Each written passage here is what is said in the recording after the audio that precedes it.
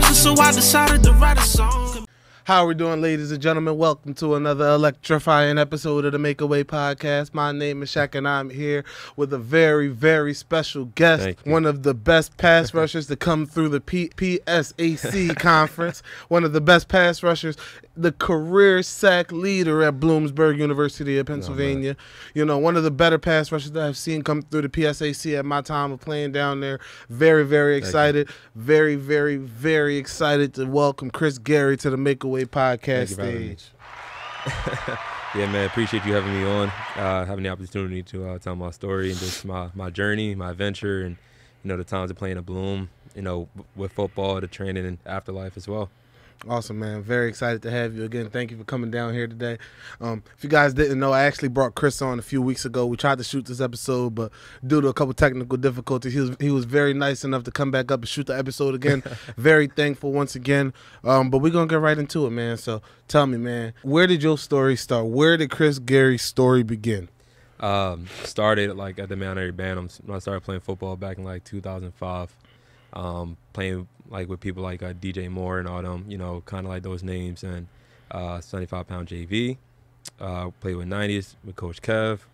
Then I went to play like with the 105s, and I feel like even as that age, I was always like a defensive lineman. I was like an offensive line. I feel like it's like a lot of unathletic kids kind of start out, but like it's just surprising because like even like playing like Little League football, people are like, oh, you're not going to be in the line forever. And that's their way of reeling you in. Because, you know, in Little League, it's like, it's the quarterback and the running backs is the star of the show. Yeah. Everybody else is the supporting cast. Yeah. And it's just like, I guess it just happened to be I stayed in the line forever. But, yeah, so from the Mount Airy Bantams, and after that, you know, I played some winter football with the Hornets right there in, you know what, Alney, yeah, right there in Alney. Then I used to play for the Raiders, Northwest Raiders. Shout out to them. Yeah, no, that's a good Warner team. Good program right there. A lot of stars come from the Northwest Raiders. Yeah, man, and for real, I feel like I really like, you know, it was cool playing Little League with like, you know, some stars of, you know, it's in the NFL today, and just like, you know, Philly local legends who you had on the show that we both know. So shout out to those guys. I believe, like you said before, like shout out to the Bonner family as a household name. Those are my guys. Yeah, Nas Bonner, man. Del Val's finest, man. That was one of my rivals. I played against him when he was at Imhotep. Then he left. He went to Del Val, and we still had to see him for another year. So yeah, man. Him, Naeem, and Greg, my guys. Used to love hanging out with them when I was younger, like just talking football and all that stuff. Yeah. But yeah, then I went to Roxborough, and after I was there for Roxborough for about 2 years. I started playing football my sophomore year. And like we had a decent season. I think we didn't make the playoffs. I've always wanted to play like running back, but like they were still like, no, you're at the line. They felt like they had like some decent people at the time, but like I just like excelled at it. So I think I started like a couple games. I was still like in and out, kind of fresh, but then like actually ended up transferring, and I went to Archbishop Wood. Okay. But it was funny though. Before I transferred, I had some like people on the team that were like telling me like I shouldn't go. Some people that like I should. Shout out to the people that kind of pushed me in that direction, because you know y'all really empowered me to make that choice. On that last game, actually, you know, before my transfer, I caught a pick and I took it back to like the 10-yard line. Damn. And there's like a picture, if I could find that, just like that celebration or something. And that was your last memory in the Roxborough uniform. Yeah. and see, that's crazy, man. I remember my last game of my high school career was my only pick of my career. I remember that, John, like it was yesterday, man. Yeah. I still be going back watching the little screen record on my phone. I was like, excuse me, swear I was about to score. Right. You know, I got robbed of my one defensive touchdown, but it was what it was. You know, on to new things. You move on to Archbishop Wood.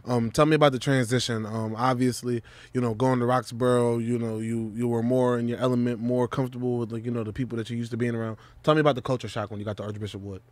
You know, when I went to Wood, I feel like it was definitely a culture shock. You're going from like a predominantly, you know, black school to predominantly white, and you know, I just kind of took that for what it is. You know, some instances here and there, but like nothing crazy. Overall, Wood is like a great high school. I'm glad I went there. Helped me who I am. I actually got a tattoo of them on me. Actually, it's on my arm. But like no, like the kind of person like that I am though. I feel like I kind of vibe with the people there. I feel like I was always like different, even in high school. I feel like, you know, I was that guy that was like, oh, you talk white, because I can like pronounce my words, like how I act, the music, like stuff like that. So that was cool.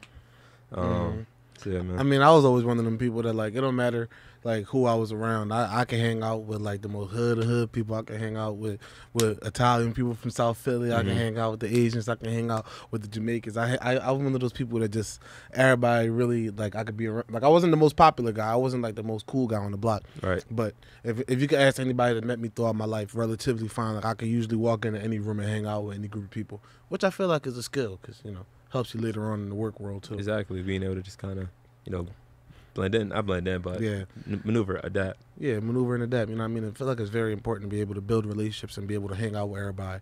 And, obviously, empower your groups, empower your people, but at the same time, like, it's good to be able to walk into any room and be able to flow in a conversation because you can relate to everybody. Hey, side thing, be adaptable. It's going to help you in life. Yes, sir. So, you make it to Archbishop Wood. Tell me about that. That was what, your junior season? Yeah, my junior year. Okay, so you go there going into your junior year, right? Or was it your senior year? I actually went to Wood. See, when did I make that move? I went there actually in the fall actually before, so that it was probably like November. November of your junior year? November of my sophomore year. Okay. So I played my sophomore season. Okay. And then like a month or so later, I was out. Okay. So, dang, so they got that tuition out of you for the rest of that school year. Dang, yeah, you should have waited. You should have waited till August or September. They could have saved your parents some money. Shoot, my parents, my grandparents, man. Shout out Evelyn, R.I.P. Evelyn. Definitely helped me, make that move and encouraged it. Definitely, she saw like the education part of it, so she definitely pushed me for that for sure. Okay, so you got the Archbishop Wood. Tell me about your junior year. How'd that go? Junior year was cool. With spring, unfortunately I had a broken jaw, due to weightlifting, and that kind of set me back a lot because I, due to weightlifting, would you drop the bar on your face, bro? Yeah, man. The other thing was like benching like at the time like 250, and it just kind of like it wasn't like up here like anything crazy. It was kind of low, but just enough to like roll back and kind of got me. It is what it is, right? Damn. That's like one of them Instagram clips, man. Like, I couldn't even imagine.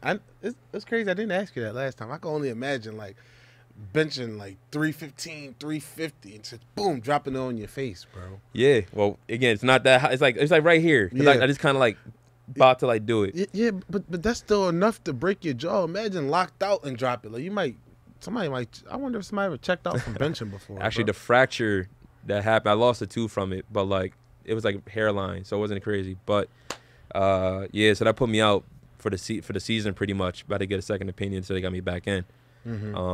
But yeah, so I really ain't played that much. I played a couple games, had a couple sacks, trying to like build that I can do things. My senior year is where I kind of really actually took off. Thought you were gonna play running back again. Thought I was gonna play running back again. Again, high school, like I mentioned before earlier, like you're not gonna be running back, you're not gonna be on the line forever. You're gonna be a linebacker or running back, something like that. Nah. Right to defensive end. Right back to DN. And like, unfortunately, I guess I was just good at my position. I didn't really have to even, a couple of things. First things, we had phenomenal running backs, right? Jared McClinton, Andrew, Jared and Guckin and Archangeli, like those guys, like for example, were just monsters. So like, it was what it was. Exactly, right. So I definitely get that. However, I definitely feel like I can also contribute. So I need some tape. Everybody got their running back dreams, but everybody got their skill player dreams, man. Shout out to my cousin ID. He always, like, every time, I'm one of them people that like I give my 2 cents on everything, whether it's receiver play, quarterback play, D-line play, whatever. And anytime I got anything to say about a receiver, my cousin ID always the quickest one to go on underneath my tweet. That's why you could tell you're not a receiver, bro. I could speak on receiver play just because I wanted to be one, bro. Like if I had it my way, bro, I would have been a bench warmer receiver all through college just to get the glory one catch and get back out. You feel me? But God had other plans. He would rather make me a lineman. And, I did all right at that. You feel me? But in my heart, man, I wanted to be a receiver, man. Deep down into my soul, my high school head coach. Even now, I feel like you'd be like a fire tight end. I feel like I could be a fire tight end. I wish my route running was a little better. I wish I was a little faster. And it's crazy, bro, because like all of the little quick feet stuff can happen cool when I'm in front of fat guys, but when I'm running in space in front of skilled players, I still catch the ball just a little slower. You feel me? I don't know why. It's a little bit more space to have to maneuver. Yeah. But it was what it was. It is what it is. You know what I mean? Thankful for what the game did for me. But obviously, fast forward. Tell me about the mentality. Tell me about what went into being the pass rusher your senior year. Obviously, you had a hell of a season. You guys won the state championship, I believe, during your time at Archbishop Wood. Yep, won the state championship. I finished this season with I think 16 sacks, at 3 scoop and score touchdowns. So that was really again my showing out year for sure. And that definitely helped me with recruiting. Ended up committing to Bloomsburg. It was like a walk on. And actually, recruiting for obviously somebody in my position, being a defensive lineman at 5'8", 200 pounds. Obviously, I have results, but my height kind of pushes me back. So actually, even before my senior year, that summer, I'm going to camps, and I never forget this. It was a Temple linebacker coach, and he's like, "You're never going to be a Division I player because of your height. You at best maybe D3, things like that." And then okay, I kind of kept that in my head to kind of give me motivation through the season. Regardless of what position I'm in, I'm going to ball, and it's exactly what I did, and it showed out. Mm-hmm. And so when it came to recruiting, I talked to that same kind of coach, and he said, "Yeah, your film is fire, but you still got other guys on scholarship you could walk on." And at that point, I'm like, I got to walk on. They already see me at a disadvantage. I mean, yeah, I guess I can go in there and grind, but I'm not trying to pay that much just to be because I really do love football. So I went to Bloomsburg. I still walked on there, and the rest is is history for what I've done. Trying to talk about that. I mean, at the end of the day, you took the opportunity. You saw that you wanted a balance between having the opportunity to compete and play football at the highest level, but still have a chance to play it. Exactly right. And I feel like a lot of today's generation is D1 or bust. Exactly. And a lot of it's not like that because as you can clearly see, the NFL has become more diverse. Shout out to Tyson Bagent, man. PSAC quarterback, Division II out of Shepherd, went down to the NFL and just made the 53-man roster, the backup quarterback for the Chicago Bears. Obviously, I'm a big Justin Fields fan, but I'm wishing the D2 guy the best. Obviously, yeah. I really hope he do good. Same, man. I feel like you can go to Division D1, D2, D3, and as long as you produce, they will find you. You can put yourself out there, right? Mm-hmm. People, I feel like you said, get lost in hype, but I feel like you can just put in that work. Just do what you gotta do. You're gonna get what you gotta get from it. Mm-hmm. I'm very, very, very a big adamant on that. I always try to tell people don't try to live in a dream that's not a reality, because at the same time, throughout college, you only got 44 to 55 games to really play. Yeah. So imagine, our bet you got 20 Division I FCS. Wait, offers. And that's if you're a starter. That's if you play, because you can go D1 and just be on the bench the entire time. That happens. Yeah, you can go D. I've seen guys go D1 all 55 games and never dress, never play. But yeah, you can go D1 AA or D2 and have an amazing career, because that's what you're gonna remember. Exactly. Hindsight 2020. Like I said, I remember I was at the field working out, man. And I was at the field, or better yet, I was at break working at McDonald's. I got a call. I'm never going to forget this guy. I don't even know where he's at in life now. His name was Coach Taylor from Lycoming, D3, Central PA. He used to call my phone once a week. Hey, check, how you doing, boss? This, that, and the third, just checking in. I'm like, oh, my God, it's this dude, bro. I'm not going D3. I don't care what you got to say. Hindsight 2020, I wish I would have won D3 and just been a 4-time, I'm not saying competition was that just 4-time All-American, but probably had a better chance to play more earlier. You feel me? Because I did play more my junior and my senior year, whatever have you, in college. But, if I would have maybe looked at the opportunity of what Division III was, and, maybe if I would have looked deeper into it, found one of the schools I was going to pay for my education, I probably would have had more of a football experience. I probably would have enjoyed more of it. You know what I mean? Probably would have got better accolades. But you live and you learn. And that's why I'm so big on advocating for the kids. Go to whatever school is going to pay for the most school or is going to play you the most. Nothing else matters. That's facts, man. That's facts. No matter where you're going, you're getting a very good education. You're going to get a degree that's worth something as long as you're getting a good major. And as long as you're going into that school with a plan, I don't see an issue. But a lot of guys is just really because let's be honest, bro. If you're a 5'8", 200-pound defensive end, you can't look at it and be like, yo, I need to go D1 because if I don't go D1, I'm not going to the league. You're a 5'8", 200-pound defensive end. If you're struggling to get a scholarship to Division I, imagine trying to convince the coach from the Steelers that they should draft you as a defensive end. Focus on the now. Focus on today and go get that education and find a way to get on the field as most efficiently as possible. That's Word for word, man. You know what I mean? But we move forward. We make it to Bloomsburg. Tell me about that. Your first year experience at Bloomsburg. I remember you told me that you was a gray shirt. Yeah. So for those that don't know what a gray shirt is, it's like a loose term, I guess, compared to like a red shirt. But a gray shirt, you're like on like the roster, but you don't practice with the team. So my freshman semester, I was on the team's roster, but I never practiced. But I like when it came for like the spring, I didn't have to like walk on. I was just like, all right, boom, you got a position this and the third, right? It's my that's what I'm trying to say. And your 10 semesters start that spring. Yeah, it's my opportunity to fuck up on. But yeah, so like that entire spring, it was kind of like all up to me to kind of like really put in that work, and I did. I showed up to the optional workouts. I put in work on my own at the gym, trying to beat her. My team self-conditioning, my roommate, trying to get ready for the spring. And that spring, I really had a good one. I had like 3 sacks. Really getting to I was a D lineman even in college. So yeah, I forgot the name of that. Whoever said I'm not gonna be a D lineman when I was in the band was wrong. I know it's my they say, hey, little Chris, listen, man, when you get older, you're gonna be big and tall and strong, and then you're gonna be playing DB or you're gonna be playing corner or something. We just need you to do this for now, just because it's gonna help our team out. Shut up, you're a liar. Right? Nah, man. But I put in that work. So yeah, put in the work that spring or the fall and the spring. Translate that obviously to the summer. Then comes my actual my redshirt freshman year. And I wasn't really, I really didn't see much field time.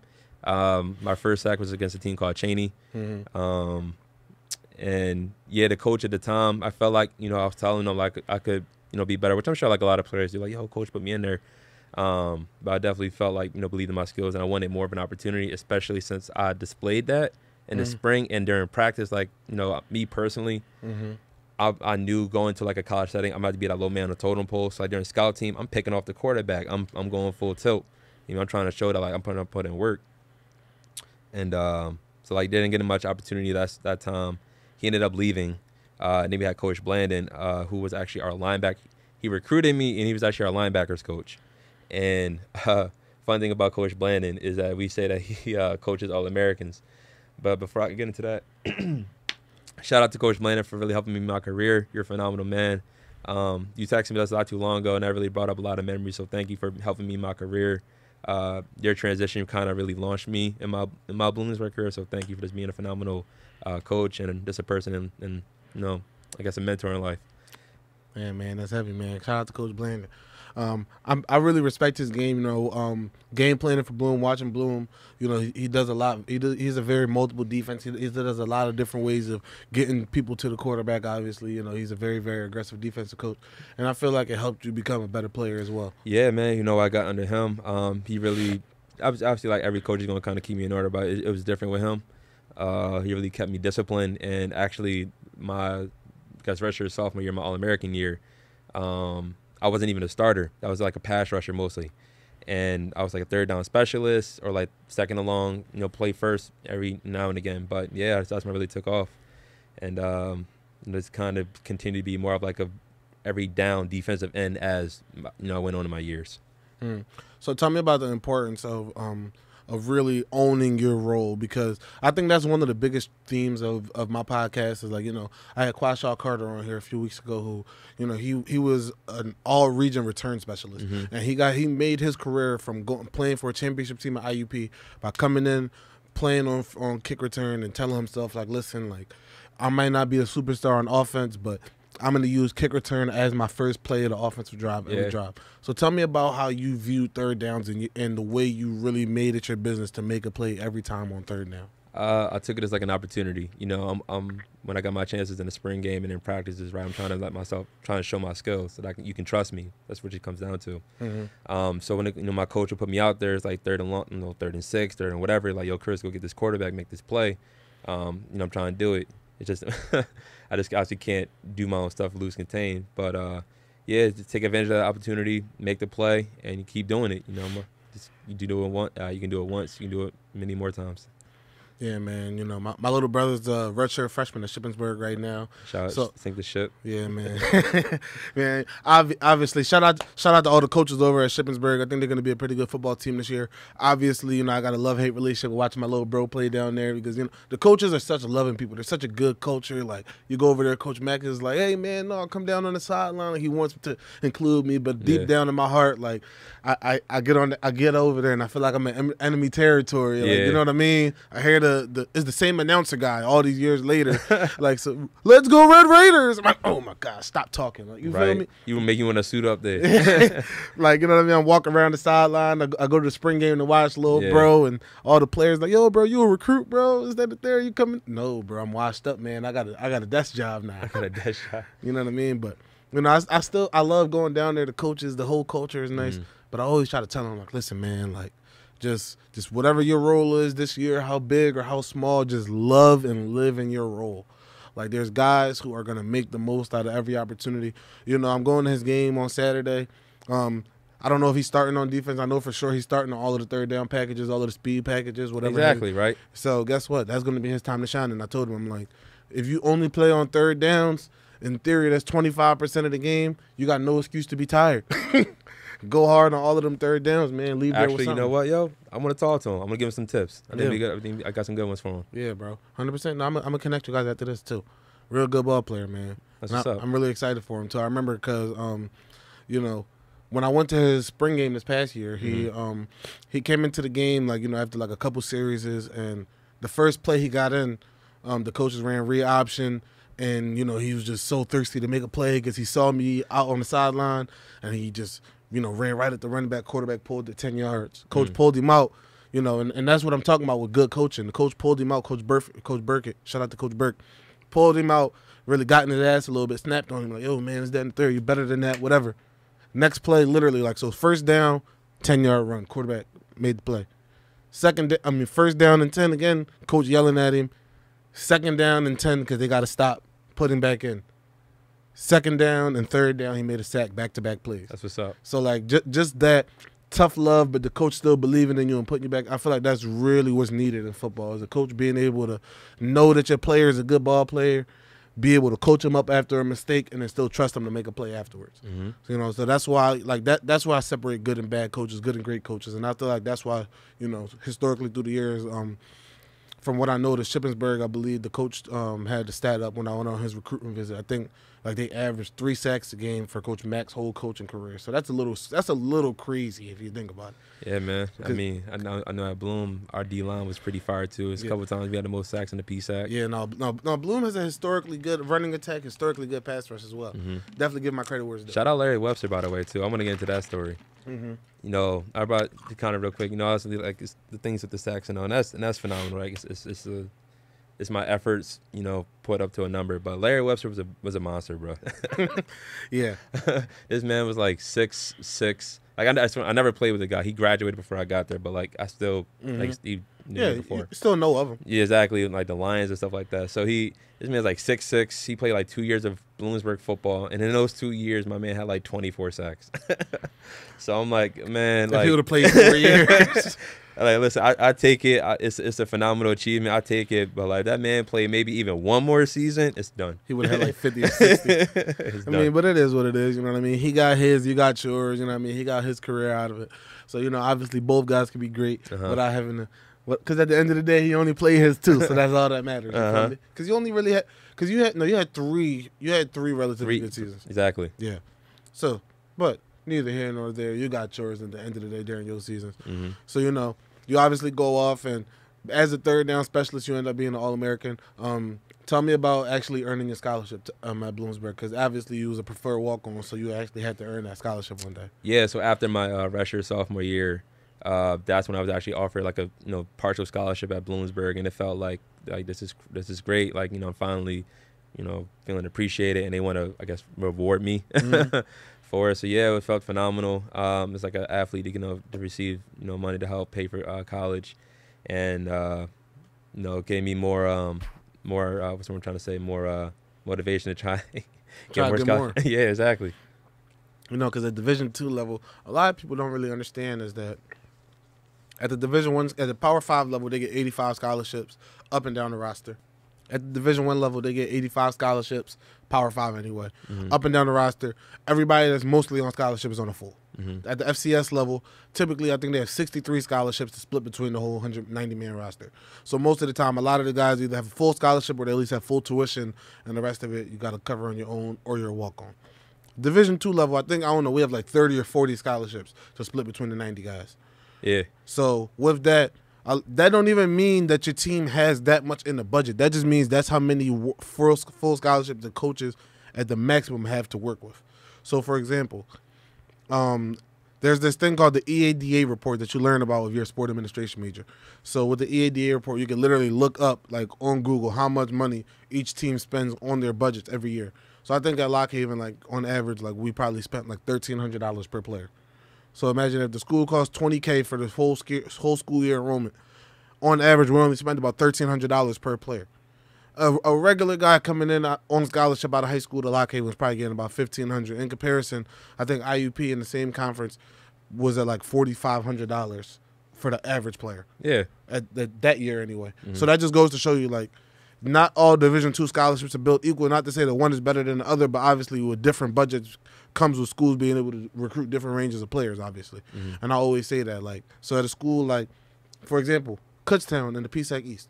Kutztown is one of the lowest scholarship budget teams in the PSAC. Really? Yeah, Kutztown surprising, like every year. Like shout out to what's their head coach name? I forgot about it. But I had a Kutztown players like, excuse me? No, man, it's crazy, bro, because Kutztown is one of the winningest programs in the PSAC East. Yeah. But scholarship budget wise, they have one of the lowest scholarship budgets. But like when you walk around Kutztown, it's all about culture. Like I remember when I went on that visit, you know, they had the weight room with the metal plates, and you know it really looks all gritty and all serious in there. I've seen that, John. You know what I mean? But it looks like real love and real grind is happening in there all the time in comparison to the shiny weight room with all of the trinkets and toys that, you know, they still go out and lose 8 or 10 games. You feel me? Yeah, man. PSAC football, man, is the best D2. Yeah, it's the best conference in all D2. Yeah, it's the D2. It's the D2 SEC, man. I'll tell you, man. I got a lot of respect for all of the different programs, you know, because at the end of the day, it's really hard to be able to go out there and be able to put a championship team together with all partial scholarships, man. Yes, sir. You know what I mean? A lot of these coaches got to deal with a little bit of money, and you got to be able to just sell dreams to some people, and you got to be able to tell really good football players, like, listen, like, somewhere down the line, I'm going to find money for you right now. I just really don't got it. You feel me? Like, I feel like that's really a challenge, but hopefully it gets better. Hopefully, you know, like the state system with all of the schools being combined and stuff like that now, like it gets a little better. Like I know Lock Haven and Bloomsburg is Commonwealth U now. You know, we share a whole academic system now, so hopefully that works for the best. But I really feel like if they can find a way to get the money flowing a little bit better, I don't know. Maybe I might work in higher ed now. Maybe I might transition to higher ed and try to find a way. This is the inspiration that got this man going. You know what I mean? So 10 years from now, if this interview is showing and I'm like the president of a university somewhere, scrolling down Ivy Lane, you know, walking my kids down to school, I'm going to just be like, yeah, man, I remember I was sitting down in my podcast and the eureka moment happened and it hit me like, listen, I need to save the Pashy. I need to save the Pashy. I need to save the Pashy, man. I need to save the PA state system schools, man. Dead. You know, man, for real, man. So shout out to the Pashy schools, man. I'm very, very excited for this football season. Yes, sir. Football's actually kicking off right now. IUP is playing against Ashland. I played at Lake Erie College after I left Lock Haven, so I got a special hatred for Ashland too. So I kind of hope IUP beats the crap out of them. Hey man, go PSAC. Yeah. So let's transition to life after college. Obviously, you know. So you had your Bloomsburg experience, you graduate, and you moved to Rochester, New York. Yeah, man. Yeah, I moved up to Rochester with my partner at the time. You know, just kind of living life out there. Found a job at Enterprise Car Rental, which is where I work today. Yeah, just kind of, you know, had, you know, like a relationship life up there, I guess. You know, had an opportunity to travel, see different parts of the world, just phenomenal, different parts of the country. And yeah, man, so just kind of living at that, worked my way up to like a branch manager. I've been with this company for like 4.5 years. And I've also gotten like rugby, kind of miss being an athlete. So shout out to the Rochester Colonials. Those are my guys, Saul, Shar, and all them, Jan, Armand, Dave. Let's go on and on. Y'all my guys. Yeah, man. In my heart, you know, I always wanted to play sports again. Like a lot of my homies play 7-on-7 after they got done with college football. But One, I don't really be having the time for it, bro. I'm not gonna lie. Like, I always told myself, like, yo, I gotta get out there. I gotta play 7-on-7 with the guys, but they be taking a lot of their time, bro. Like, they be traveling, they be going all over the place, bro. Like, I think gotta. what's his name? Another Philly legend, Bruce Matt, mate. Yeah, Bruce Matt. Yeah, no, he's Matt. a dog from West Catholic. Shout out to put us on the map. That's it. I think that was his ad name back in the day. put us on the map. He's a hell of a ball player. I think he played for I think it was like the Vipers or something. The like national, I think like I seen too, like the U.S. national team for flag football. It was him. What's the other guy from Imhotep? Nunu from Imhotep. I mean, shout out to the Philly legends, man. You know, I feel like that's another thing too. I may not have been like a Division I player, but I feel like I put some stats up. And two, we actually like in the All-Star game when I was in high school, I was like the defense MVP. I had like a pick six and a couple sacks and like TFLs. What year did you graduate again? That was 2014 or 15. It's actually funny. Me and my man Kendall. You ever hear of Kendall Singleton? I don't know. What school you go to? You went to Wood. Me and my man Kendall. That was the first year Wood was played in like the public versus non-public, John. And we both won MVP. I was defense, he was offense. Oh, that's hard. So wait, what year did you graduate high school? 2014. 2014. So that was 2013 season. That was my 10th grade year. Okay. Yeah. So that was after my 10th grade season. I'm trying to think who was the seniors then. We had my man Karan Simmons, the receiver, if you remember him, he, on the pub team. We had Karan Simmons. We had I don't think John Graham was injured that whole year, so I don't think John Graham got a chance to play in that All-Star game. I think Karan might have been our only All-Star that year. That was my boy. He was the first 1,000-yard receiver out of my high school. Real dog. Yeah, he was like 5'8". He ended up going to Kutztown. Didn't stay at Kutztown too long, but that was one of the best football players I ever saw in real life. Karan had some heart, bro. I remember like 10th grade year. That was my first year on the team at Prep Charter because I didn't play 9th grade, Turkey, whatever. Coach Hand, put in the spread offense. In my memory, we was like one of the first teams to really implement like the spread offense with zone read in the Philadelphia Public League. Like, we was one of the first teams to really take real serious ownership of it in the pub. So like we came into that season, we had this huge wide receiver. His name was John Graham. John was like 6'3", 6'4", was getting recruited by Pitt, all of these other tough schools. And John got injured right before the season, like at the start of the season. Wow. So like our best offensive player at that point got injured. So Karan was one of his best friends. Karan was about 5'8", about 150, 160 probably. And like it was all hard. I remember first play we ran, Coach Hand came out, 2x2, ice one.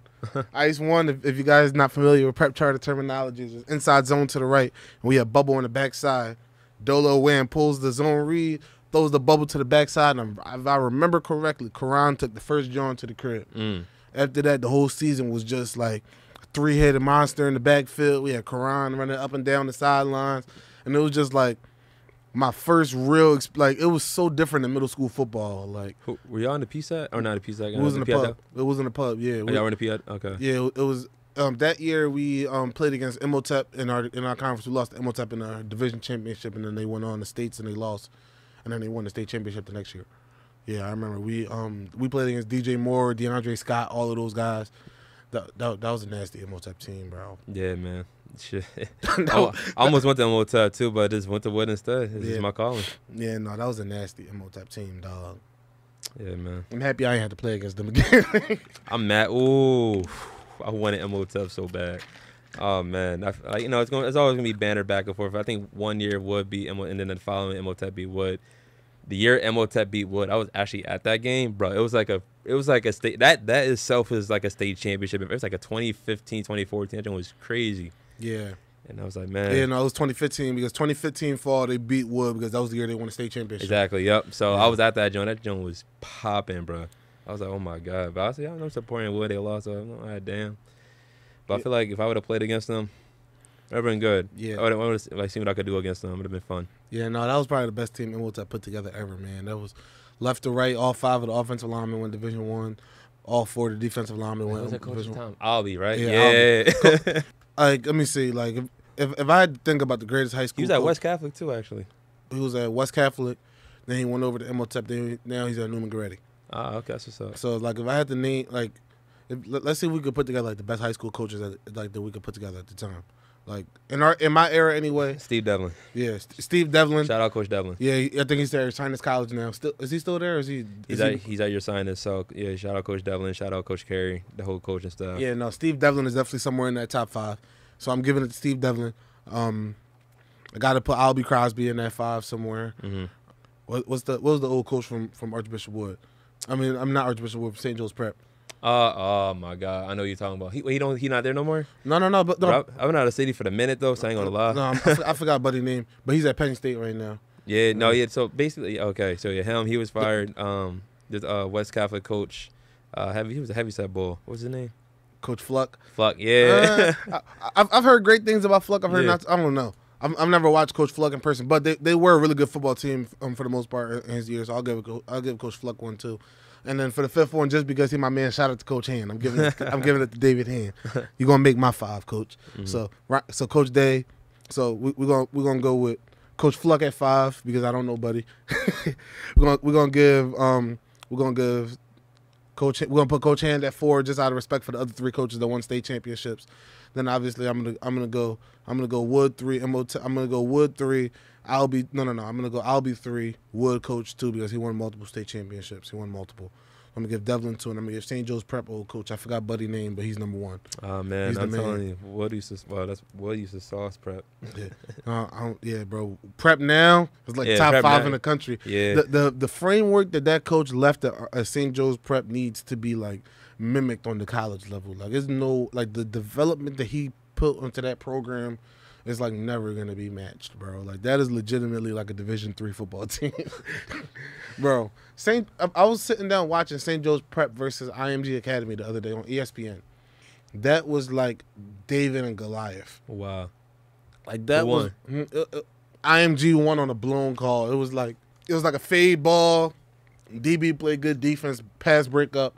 But like they called it a defensive holding, and then and it was like 3rd and 10. St. Joe's Prep was about to get the stop and get the ball back with a minute left, and then they called the defensive holding, 1st and goal on the 1 or something like that. And then Yeah, man. IMG won. Philadelphia. I say this too. Like Philadelphia, like was it District 12? Mm-hmm. District 12 has some of the best football in all of America. I think Pennsylvania as a state is top 5. I think District 12 football, Eastern PA football, is the most hated on section of the country. Like, I go to college, and I don't know why everybody is always so hyped over Pittsburgh football. I don't know why. Erie Cathedral was fired. They actually got some state chips underneath their belt. Yeah, no, they're raw. So I mean, Eastern. I'm gonna retract what I said about District 12. All of Pennsylvania is fired. Yeah, right. But Eastern PA football needs its respect, bro. I'm not gonna lie, because think about the dog fight just in Philadelphia. We have like 50, 60, 70 teams just in Philly. Yeah, man. Compared to other parts of the state where, like, you just got to play against teams that's 20, 30 minutes away and everybody from your whole area goes to your school. Imagine Philly only had 5 high school teams. Crazy. Like, of all of the best players had to fight and claw to be on 5 teams, bro. It would not be fair, bro. In comparison to other cities where, like they got 30,000 kids that's filtered into one high school. Like, what's your top 5? What are the top 5 states that produce the best talent? What would you say? Top 5 states in football? Yeah, in order. All right. I'm going to go from 1 down. 1 down. Texas 1. Yes, I agree. Texas 1.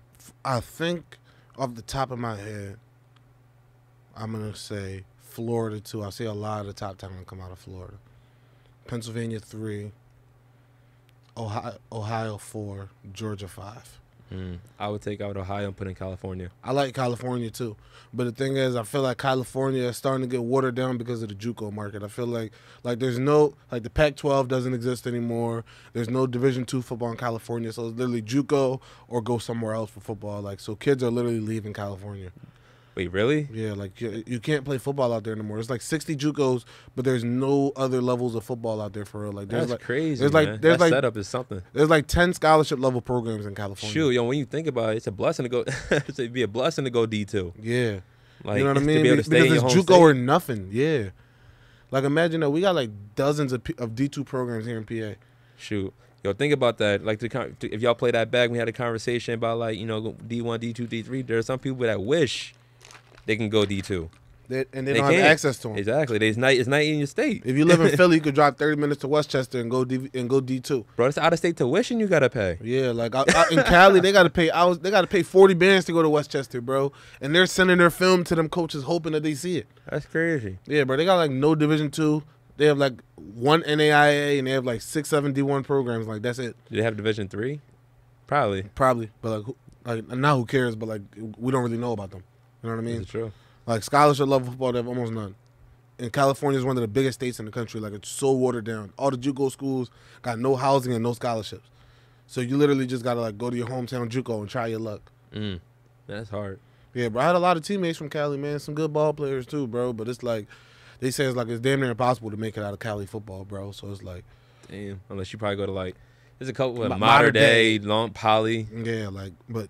You know what I mean? You're going to pay 40 bands to go to high school by default, bro. Like, it'd be probably 200 people on the first day of camp down there, bro. Like, I don't know. I feel like at the end of the day, it's going to be good football there regardless. But in PA, like, I feel like you got a better chance to make it out of PA just because you got more opportunity. Yeah, people from the northeast of the country just different in general. Yeah, yeah, man. I couldn't imagine. I would hate playing football in New York, bro. Imagine being in like Rochester, bro. Like, cold as hell, like upstate Buffalo, New York. Like I in general hate the snow and the cold, so that would suck personally for me. But maybe there's some people that just like they with that. Yeah, no. I'd rather play in high heat in New Orleans than play a snow game. Yeah, no, bro. That's just me, bro. I hate being in cold weather in general. I'm not gonna lie to you. So, NFL season's right around the corner, man. From what I know, you a New Orleans Saints fan. Tell me how you feel about the season coming up, man. I feel Who Dat Nation. Shout out to the Saints. If y'all need, I'm a free agent. I'm still available. I still got it now. Yeah, man, I feel like it's gonna be a cool season. Got Derek Carr. Gives me hope. That's pretty much it. I believe Michael Thomas is going to do what he got to do. I know he's had some setbacks, but I'm hoping that he'll be good because when he is good, he's phenomenal. So we just need him to continue. I mean, I'm a big fan of Chris Olave, man. I think that this guy's going to be special, bro. Yo, first of all, Chris Olave should have won Offensive Rookie of the Year.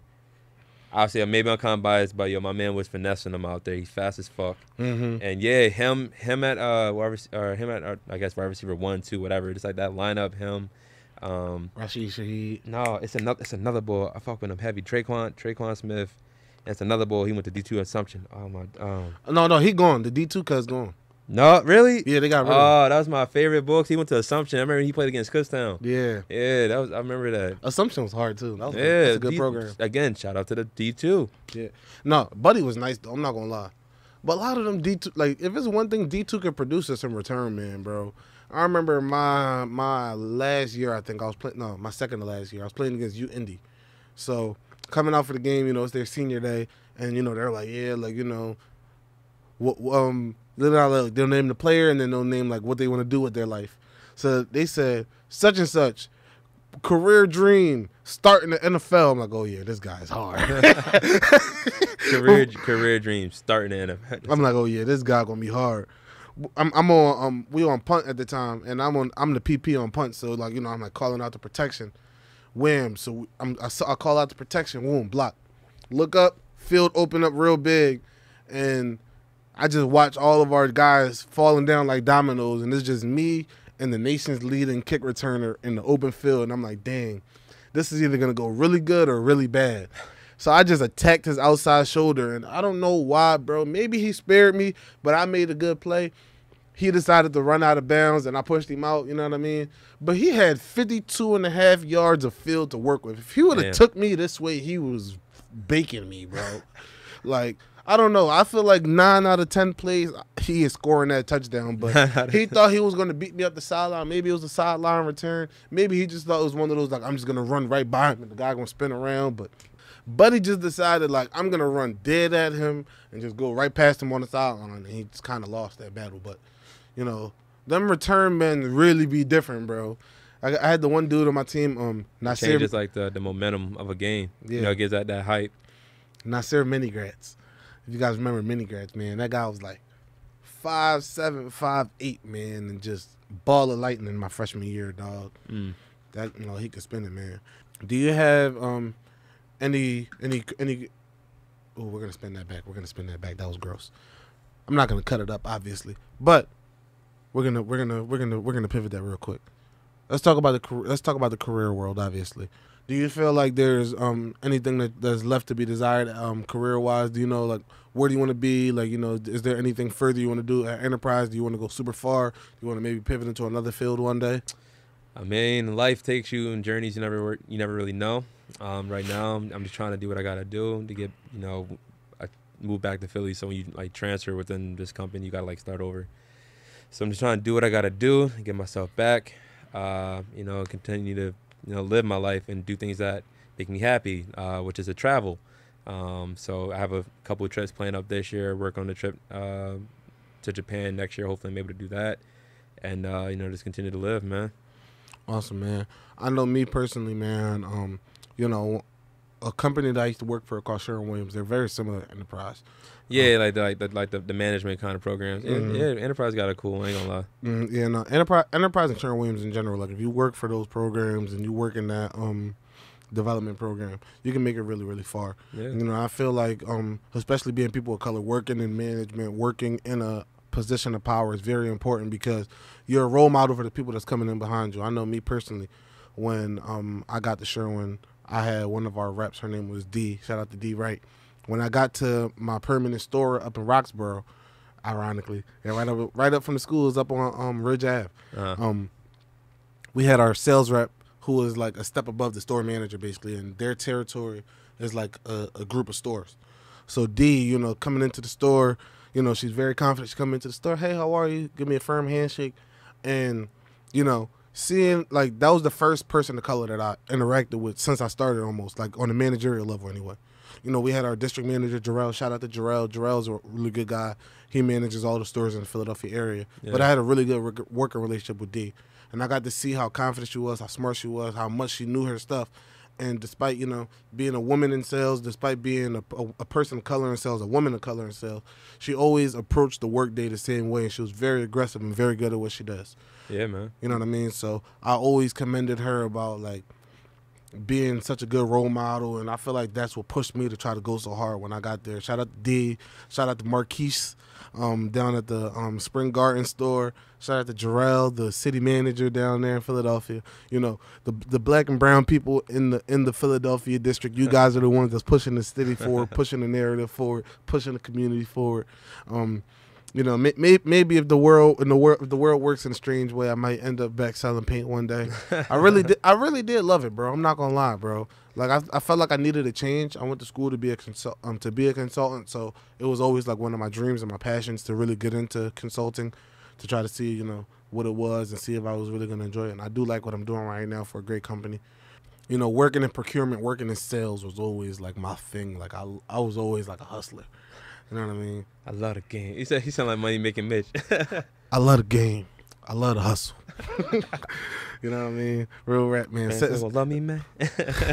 No, for real, man. Because I feel like with sales, you really get a chance to take ownership of your day-to-day operation. I'm a consultant now, and like every time I move to a different project in our company, I always try to lean more towards procurement, which is just sales, which is buying, which is let me make my pitch to you why I should sell you what I got. And I feel like it's all I'm really good for. I hate being in positions where I'm not really building relationships and trying to develop those conversations and push those things forward. So sales ain't for everybody though. That is very true. I can sell. I believe I can at least. But honestly, man, I prefer like stability, like things that can give me like stability, like commission. If your percentage of your commission that you get is pretty good, by all means, right? But I like pay me a high base, right? So because I can work off that. Because I'm the kind of person I like to plan with my money. You feel me? I'm the same way. I mean, I like that up and down potential. It's just like nah. and that was one of the hard parts coming out of school. You know what I mean? Because I graduated with a master's degree, And when I was applying for jobs, it was pretty frustrating because all of the jobs that was hitting me back was like, yeah, we got a 20K base, but, you know, you're an athlete, so you're a grinder. You're going to go out there and you're going to put that work in to try to work for us, and you can maybe earn 100K. But the high chance you're probably going to make like 42.5. So why not just give me that 100K, and if I don't do my job, fire me? Because that's what I used to tell the recruiters all the time. If I hate the concept of extremely low base with potential high earners, because it's like, if for me to make that 100K, you definitely made $10 million off of the work that I put in. It's just frustrating because they just pitch it to you like, if you just grind your life away, you're going to maybe make 6 figures. Like, pay me high, I'm going to put the work in. Pay me high, and if I don't do my job, fire me. Put that on a shirt. No, literally. Pay me, and if I suck at my job, fire me. I say it all the time, man. And that's why I love TCS, you know what I mean? My company, you know, they take care of me, they take care of my family. And, you know, obviously, like, we have bonus structures and all of that fun stuff, too. But they make sure that you're taken care of first. And I feel like that's extremely important. I feel like if I'm going to be running a business one day, if I'm going to, you know, real estate, whatever I'm doing, like, I'm going to make sure that the people that's working for me is well taken care of, because if people weren't well paid, they aren't looking forward to work, and they're spiteful and they're irked and they're finding reasons to call out. I don't got time for that, bro. You know what I mean? Yeah. Like if you I worked at McDonald's in high school, bro. I was just talking about it not too long ago. Bro, I worked at I worked at I feel like a lot of people, everybody worked those like beginner jobs. You know what I mean? I remember working at it's called like the Commons, scooping ice cream, serving cookies. My man Alex Anna used to clown me, bro, all the time, bro. So on the deck, Alex, when I see you, bro, I used to want to deck you, bro. He used to make fun of me and that shit. But yeah. Fuck it though, I had to just like make cookies and stuff. Like fuck it, I had to get that money and like leftover food like to take that home to the crib. Me and my man Taj, me, Taj, and Tyron. Yeah, no, I used to have my leftovers from McDonald's every day, big burgers, stuff it right in my book bag. Had lunch for the next day at school, all that. That's the hustle spirit right there. Mm-hmm. You know what I mean? I used to shout out to my old manager Armand too. Armand used to hook me up. He used to teach me all the different ways to make cool food at McDonald's. We was making quesadillas in the back of McDonald's with the cheese and the wraps and all of that, bro. That's probably how I moved from being a receiver to being a lineman for real, because I was eating so much at work. Yeah, bro. I was eating good in that joint. Double quarter pounders with an egg and all of this other craziness, bro. Sandwiches was this big. God damn. You know what I mean? But no, man, I'm very, very thankful for the Bloomsburg legend Chris coming on today, telling his story on the Make Away podcast. With high school football and college football coming back around, stay tuned for our player spotlights that are going to be coming on a regular basis. I'm very excited to go online and check the scores right after we get out of the studio today. Very, very thankful again for Chris coming on. Hey, man, again, thank you for having me. You know, being able to tell my story to the people, just being able to talk to you, get to know you a little bit more, you get to know me more, just like you. Cool boy, and I hope we can have many more conversations. You know what I mean? You know what I mean? Maybe 5 months from now, 5 years from now, never know, might be coming back on the Make Away podcast. Come back on the yacht real quick. You know what I mean? We're gonna be shooting an episode from my own studio one day, man. That's the goal. Man, let's get it. All right, awesome, guys. Make sure you liking, commenting, and subscribing. Make sure you tapping in for more content, and we're gonna see you guys soon. Peace.